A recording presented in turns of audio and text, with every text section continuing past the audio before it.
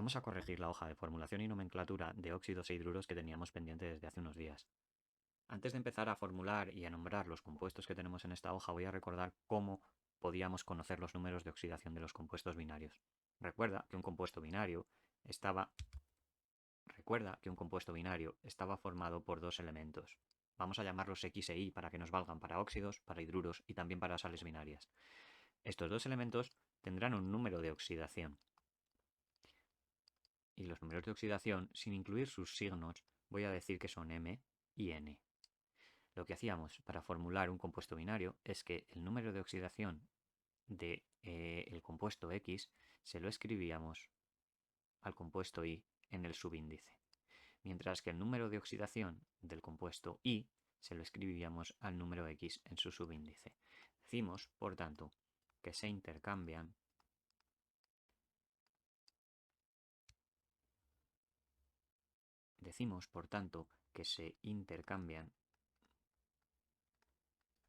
intercambiamos los números de oxidación. ¿Vale? Realmente no los intercambiamos, sino que el número de oxidación de uno se lo pongo en el subíndice del otro. De esta manera, si yo quisiera saber cuál es el número de oxidación del elemento Y, lo que tengo que hacer es mirar el subíndice del elemento X. Es decir, el subíndice del otro elemento. Por tanto, si yo quiero saber el número de oxidación de X, miraré el subíndice de Y. De esta manera, siempre vamos a saber, cuando tengamos una fórmula, cuáles son los números de oxidación de los elementos de esa fórmula. Empecemos a nombrar los compuestos. Este compuesto es el Na2O. Utilizando la nomenclatura de prefijos y leyendo, como ya sabes, de derecha a izquierda, lo que vemos es que el oxígeno solo tiene un átomo, por lo tanto será monóxido de disodio. En cuanto a la nomenclatura del número de oxidación, diremos que es el óxido de sodio y a continuación pondríamos entre paréntesis el número de oxidación del sodio en números romanos. El número de oxidación del sodio está aquí, en el oxígeno, sería un 1 en números romanos, pero como el sodio solamente tiene este número de oxidación, no se escribe. De la misma manera lo haríamos en la nomenclatura de carga. Escribiríamos óxido de sodio y a continuación escribiríamos uno más, que es el número que por ser el único número de carga que tiene el sodio, no haría falta escribirlo. A partir de ahora indicaré cuándo no hay que escribirlo, pero ya no lo voy a escribir. El segundo compuesto que tenemos en la lista es el HCl. Esto en la nomenclatura de prefijos será el monocloruro de hidrógeno. En la nomenclatura de número de oxidación será el cloruro de hidrógeno. Sabemos que el cloro actúa con el número de oxidación -1 y por tanto el hidrógeno es +1. Por ser ambos no metales, solamente tienen ese número de oxidación y no hace falta escribir más. Aquí tendríamos lo mismo, cloruro de hidrógeno. Esto nos va a suceder muchas veces cuando estemos formulando un hidruro de un no metal. En el siguiente tenemos el tri, porque hay 3, hidruro de aluminio. En la nomenclatura de número de oxidación será el hidruro de aluminio. Y como el aluminio solamente tiene la valencia o el número de oxidación 3, esto sería un 3, pero no vamos a escribirlo. Para la nomenclatura de número de carga tendríamos lo mismo, hidruro de aluminio.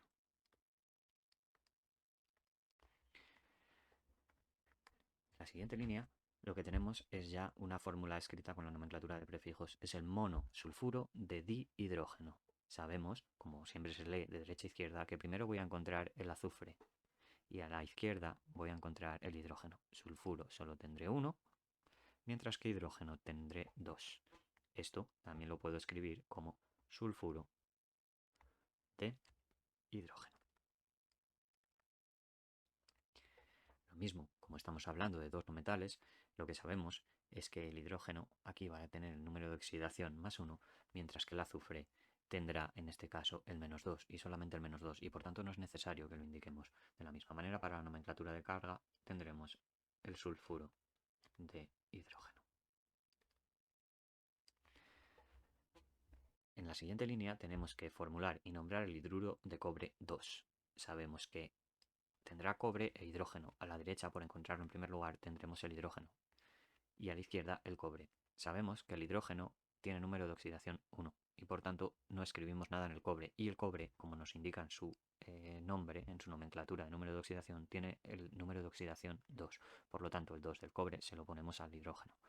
Una vez que tenemos la fórmula, podemos escribir la nomenclatura de prefijo. Por lo tanto, esta sustancia será el dihidruro de cobre.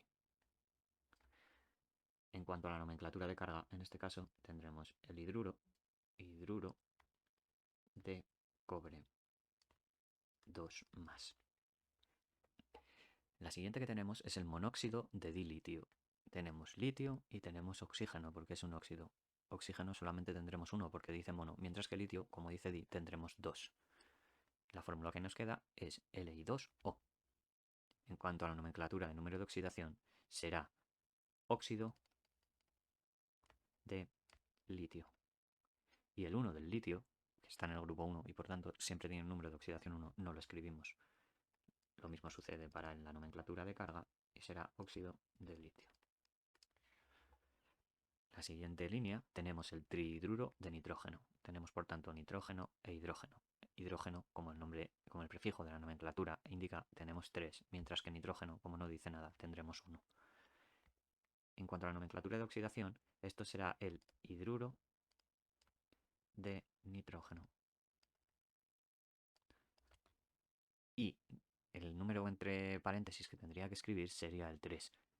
Como, igual que en casos anteriores, estoy haciendo un hidruro de un no metal, y en este caso el nitrógeno solamente tiene el número de oxidación -3, no hace falta que lo escriba.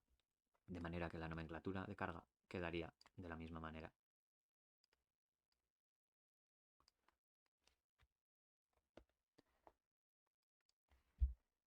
Hay que darse cuenta que este de aquí tiene un nombre que se utiliza de manera tradicional y que está aceptado por la IUPAC.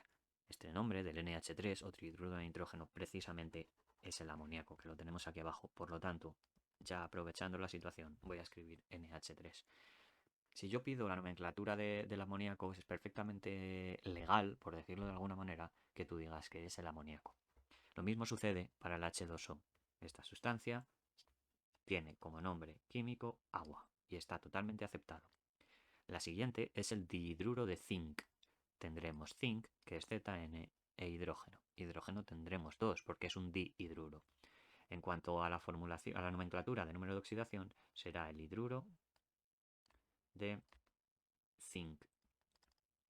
Y no añadiré nada detrás, aunque realmente veo que tiene un número de oxidación 2, porque el zinc solamente tiene ese número de oxidación. Por lo tanto, en la nomenclatura de carga tendré de nuevo el hidruro de zinc. La siguiente sustancia ya la hemos formulado y ya la hemos nombrado, precisamente está aquí. Es el monóxido de dilitio, óxido de litio y óxido de litio en las dos últimas nomenclaturas. No voy a escribirla porque ya está hecha. En la siguiente tenemos el óxido de hierro 3+. Esto nos lleva rápidamente a pensar que aquí el óxido de hierro actúa con el número de oxidación 3. Ojo, el hierro sí que tiene varios números de oxidación, el 2 y el 3. Por lo tanto, sí escribiremos en números romanos y entre paréntesis ese número de oxidación. Si yo escribo su fórmula, sabré que hay hierro y hay oxígeno porque es un óxido. El 2 del oxígeno se lo colocaré al hierro y el 3 del hierro se lo colocaré al oxígeno. Por lo tanto, su nomenclatura de prefijo será trióxido de dihierro. En la siguiente línea tengo el monohidruro de plata, por lo tanto tendré plata e hidrógeno. Como es mono y no tenemos ningún prefijo para la plata, se queda como está. No le pongo nada porque en ambos sitios corresponde escribir un subíndice 1. En cuanto a su nomenclatura de oxidación y de carga, diremos que es el hidruro de plata. Y como con la plata tiene número de oxidación 1, no lo escribo porque es el único que tiene. Por lo tanto, la nomenclatura de carga tendré también el hidruro de plata. La siguiente línea tenemos el óxido de carbono 4. Pues sabemos que hay carbono y que hay oxígeno.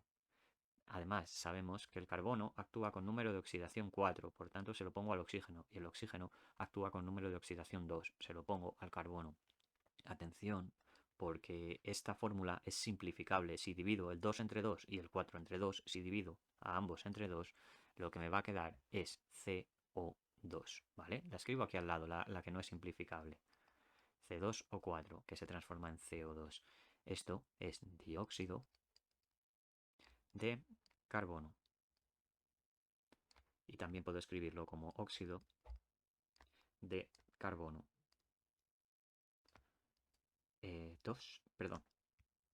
4 más. Recordemos que el carbono actúa con número de oxidación 4. La última de las líneas de nuestra tabla, o la penúltima, porque la última ya la tenemos hecha, es el pentaóxido de difósforo. El fósforo es P y el oxígeno es O. Será pentaóxido, habrá un 5, y difósforo habrá un 2. Por lo tanto, el número de oxidación del fósforo en este caso es 5. Lo escribo en la nomenclatura de número de oxidación. Será el óxido de fósforo 5. El fósforo tiene otros números de oxidación y por tanto sí que debo escribirlo. En cuanto a la nomenclatura de carga, sé que es el óxido de fósforo 5 más. Y con esto finalizo la corrección de esta tabla.